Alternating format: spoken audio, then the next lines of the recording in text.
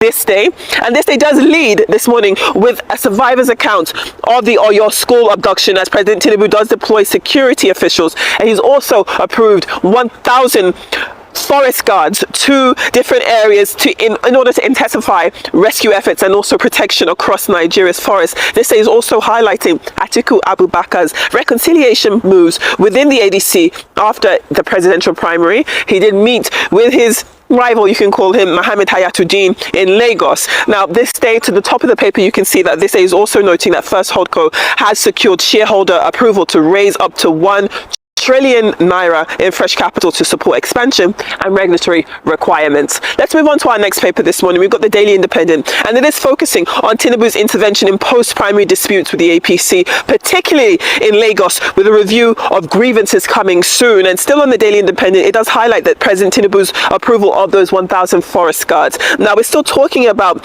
the fallout from the abduction when we take a look at the Punch this morning. And so the Punch is focusing on the National Union of Teachers beginning an indefinite strike and plans to have solidarity rallies on the streets of Oyo State while demanding improved security in schools, not just in Oyo, but indeed beyond. And then we have the New Telegraph this morning highlighting the easing of UAE visa restrictions for Nigerians alongside growing trade and investment ties between both countries. So that is something to look forward to there. Then you have the Daily Trust this morning, which is looking at the abduction of retired Major General Rabe Abubakar Batsari and his wife in Katsina, renewing concerns over insecurity. Moving on to the Guardian this morning, they are looking at a different type of insecurity. This time, environmental flooding is their lead story. The risk associated with the flooding across several states as Nigeria continues to count losses from previous flood disasters.